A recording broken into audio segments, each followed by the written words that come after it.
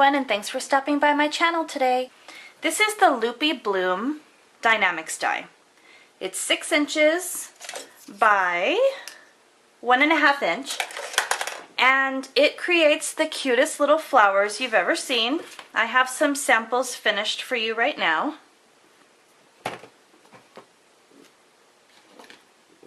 So here's 4 that I've made.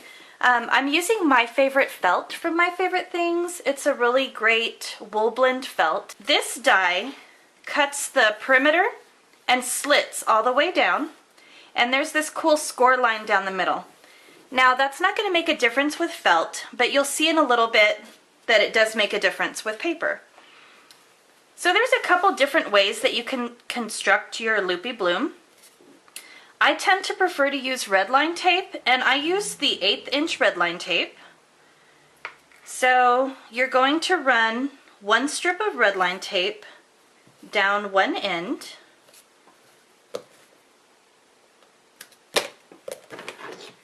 and then I usually use my paper piercer to get the liners off of all my adhesive products. Remove the liner. And then you're going to fold it in half, and I usually turn it around for this. I start at one edge and then just follow it down. And if you get it a tiny bit off somewhere, it doesn't matter. It's not going to make a difference. Okay, so now I have my piece folded in half like this. Now just so you know, you can use different kinds of adhesive. You can use it liquid glue, and if I were using liquid glue, this is what I would use. You can also stitch it, and I've shown you here. My stitch is kind of crazy, but it'll serve its purpose. I just stitched along one edge. Okay, so after you have it taped together, you're going to start at one end and just start rolling it up.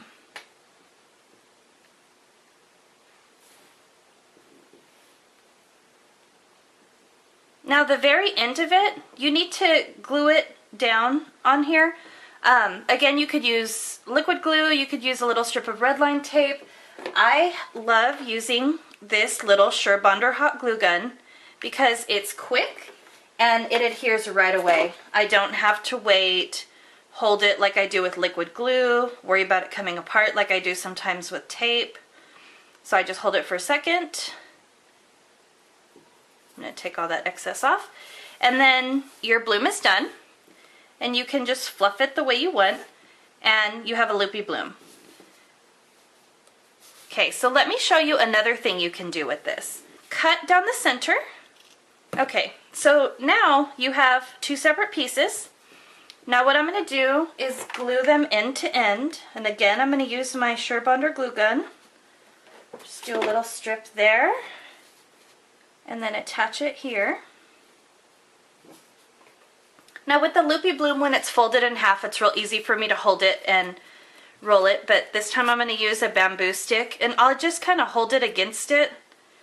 It just gives me a little bit more control when rolling.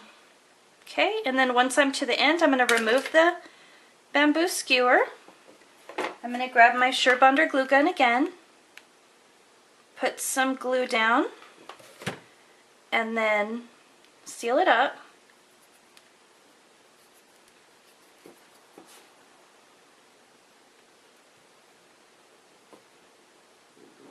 And then you have a fringe flower. Alright, now let me just roll this one up for you real quick and show you. Again, I've just stitched it. I'm rolling it up.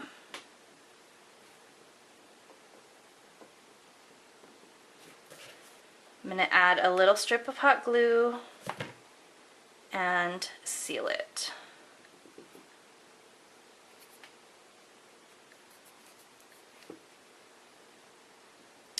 Alright, and then another one. I also cut one using canvas. I am putting my red line adhesive, removing the liner, come over here and fold it in half.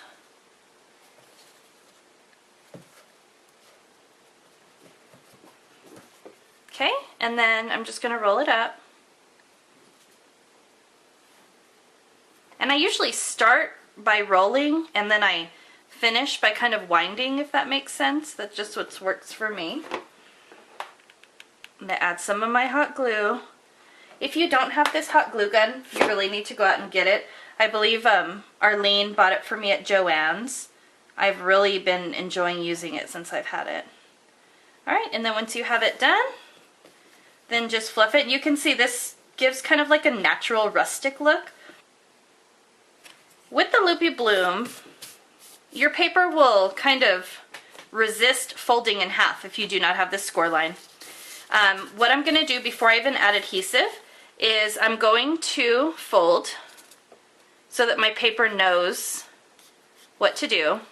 Alright, so I'm going to open that up, put my adhesive across one side, and again this is 1/8 inch red line tape, and then I'm going to go ahead and press it down here.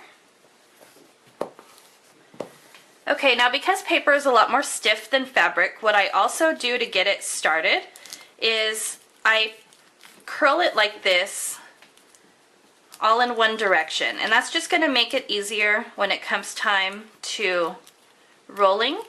Alright, and then I use for my paper rolled flowers a quilling tool. And what it is you stick the paper through a little slit and then you start rolling. Now I don't make the center of these super tight, I just kind of let it start the way that it wants to. And just hold your paper and twirl your hand. Now I'm at the end, so I'm going to take my quilling tool out and I'm going to go ahead and add my hot glue.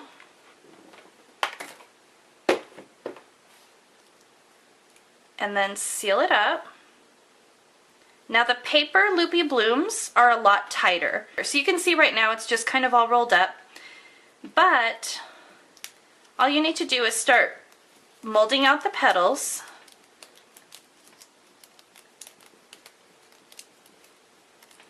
Fanning them out a little bit, and then you have a cute different look. And then let me show you one last thing with the Loopy Bloom.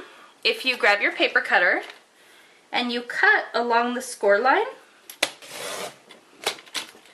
you then have a fringed piece of paper. And you could do what I did with the felt flower and adhere them end to end, or you can just use it kind of like grass. Fold out the edges a little bit, like that. So you can do fringed flower and paper, you can leave it folded in half for a different look, you can have a fringed felt, you can have a loopy felt, you can have canvas, you can stitch it at the bottom, and you can sit here for a couple minutes and have a whole garden of flowers on your table, ready to be used on any of your stamp creations. Again, this is the Loopy Bloom Die-namics from My Favorite Things Stamps at mftstamps.com. Thanks for watching.